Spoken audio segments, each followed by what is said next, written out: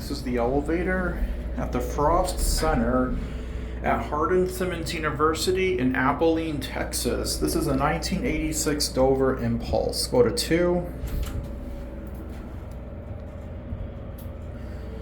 Can we go? There we go.